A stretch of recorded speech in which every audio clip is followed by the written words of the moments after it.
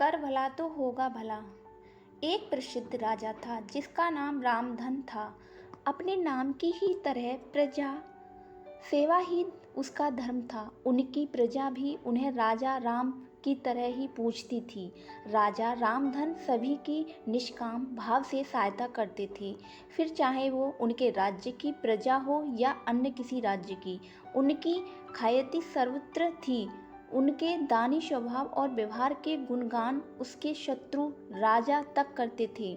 उनके राजाओं में एक राजा था भीम सिंह, जिसे राजा रामधन की इस ख्याति से ईर्ष्या थी।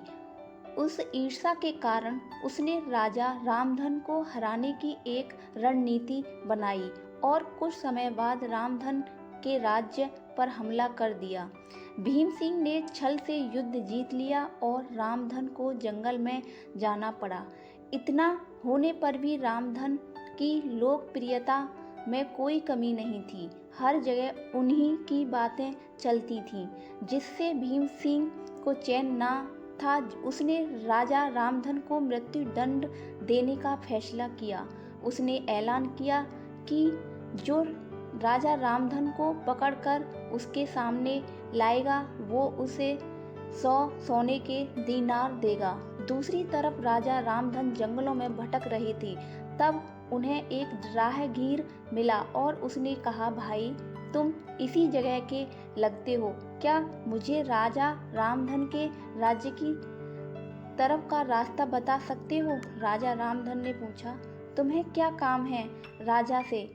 तब राहगीर ने कहा, मेरे बेटे की तबीयत ठीक नहीं, उसके इलाज में सारा धन चला गया। सुना है राजा रामधन सभी की मदद करते हैं, सोचा उन्हीं के पास जाकर याचना करूं। यह सुनकर राजा रामधन राहगीर को अपने हाथ साथ लेकर भीम सिंह के पास पहुँचे। उन्हें देख दरबार में सभी अचंभित थे। राजा रामधन ने कहा, हे राजन, आपने मुझे खोजने वाले को 100 दीनार देने का वायदा किया था। मेरे इस मित्र ने मुझे आपके सामने पेश किया है, अतः इससे वो 100 दीनार दे दें। यह सुनकर राजा भीम सिंह को एहसास हुआ कि राजा रामधन सच में कितने महान और दानी हैं, और उसने अपनी गलती का स्वीकार किया। साथ राजा रामधन को उनका राज्य लौटा दिया और सदा उनके दिखाए रास्ते पर चलने का फैसला किया। दोस्तों, इसी को कहते हैं कर भला तो होगा भला।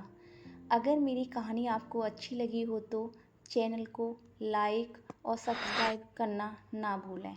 धन्यवाद।